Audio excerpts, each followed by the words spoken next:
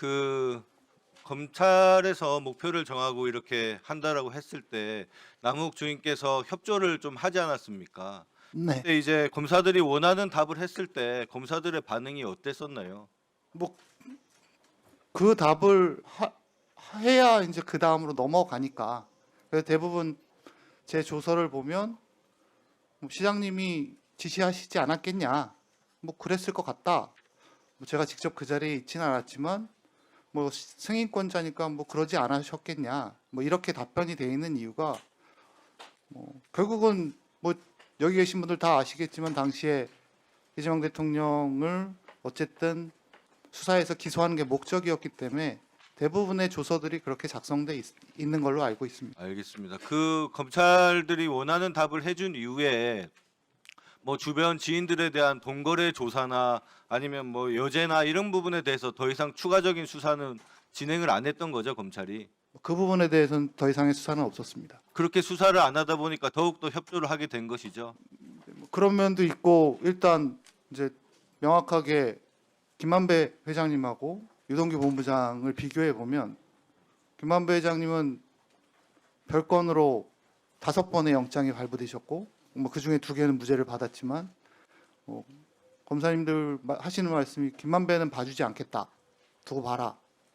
그다음에 뭐 아까 말씀드린 것처럼 유동규는 우리가 지켜야 되지 않겠냐.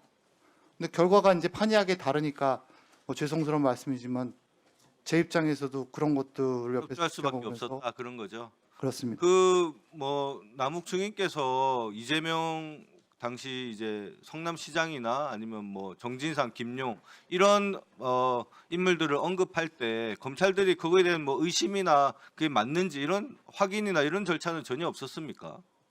처음에 그 정진상 실장과 김용 부원장 얘기를 할 때는 제 기억은 먼저 검사님들이 저한테 그 얘기를 꺼내셨고 먼저 꺼냈다는 게 어떤 건가요? 뭐 이 그러니까 사람들한테 뭐 본인이 유동규 간거 본부장 아닌가? 뭐 유동규 본부장 얘기로는 저한테 받아간 돈의 대부분이 김용과 정진상한테 갔다고 하는데 그걸 알고 있냐?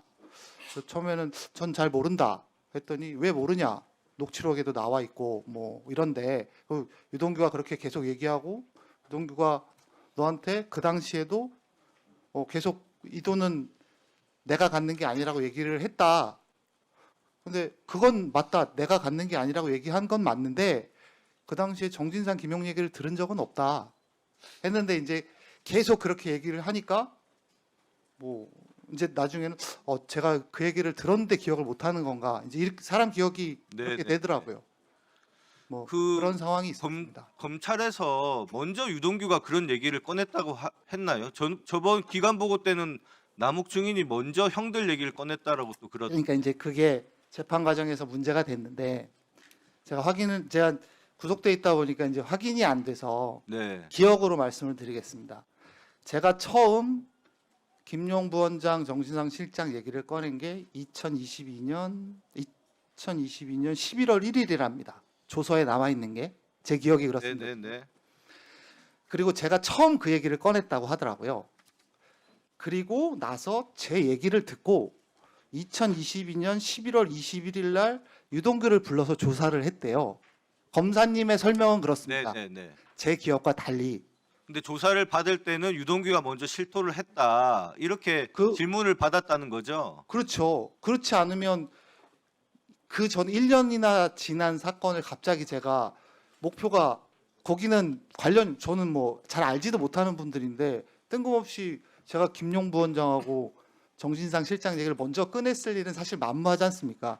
그리고 만약에 검사님들 주장하시는 것처럼 제가 이게 이제 대장동 사건이 아니라 다른 사건에서 이 얘기를 꺼냈다고 네. 제가 얘기를 하시는데 만약에 제가 검사님들 주장하시는 것처럼 처음으로 그 얘기를 꺼냈으면 특달같이 그 다음날 유동규 본부장 불러서 확인을 했겠죠. 근데 21일 동안 조사한 내용이 없습니다. 네. 그래서 제가 법정에서 물어봤어요. 그러면 이거네요. 검사들은 증인한테는 유동규가 그렇게 얘기를 꺼냈다라고 하고 유동규한테 가서는 남욱 증인께서 그런 형들 얘기를 꺼냈으니까 협조하라 하고 이렇게 서로 어떻게 보면 거짓을 이제 얘기하면서 협조할 수 있도록 끌어냈다라고 볼 수 있겠네요. 뭐 거기까지는 잘 모르겠지만 제 생각엔 유동규 본부장께서 먼저 이제 협조를 하기 시작하셨으니까, 그리고 그 부분이 제일 본인한테는 책임이 큰 부분이다 보니 이거 내가 쓴 돈이 아니다라고 먼저 얘기를 해서 그렇게 해서 시작된 스토리가 아닌가, 저는 그렇게 제 개인적으로 추측하고 있습니다. 그 증인이 처음 피의자 신문 받을 때 유동규에게 준 3억 원 가량 돈에 대해서 유동규가 다른 업자에게 3억 원을 빌렸는데 그 돈을 갚지 않으면 옷을 벗어야 되는 상황이다, 이렇게 진술하셨고, 정재창, 정민용 모두 스스로 자신의 범죄를 밝히는 자수서와 자술서에도 그런 업자한테 빌린 돈이라고 했습니다. 이 당시 남욱 실제 사실은 어떤가요? 유동규가 3억 원을 요구하면서 업자한테 빌린 돈을 갚아야 되는 상황이었다, 이렇게 얘기를 했었었나요? 직접 유동규 본부장한테 들은 얘기가 아니라 당시 이제 다른 분을 통해서 유동규 본부장이 그런 상황에 처해 있다, 그래서 옷을 벗을 수도 있다, 아마 그것 때문에 돈을 이렇게 달라고 하는 것 같다라는 얘기를 전달받은 사실이 있습니다. 다른 분이라면 혹시 밝혀질 수가 있나요?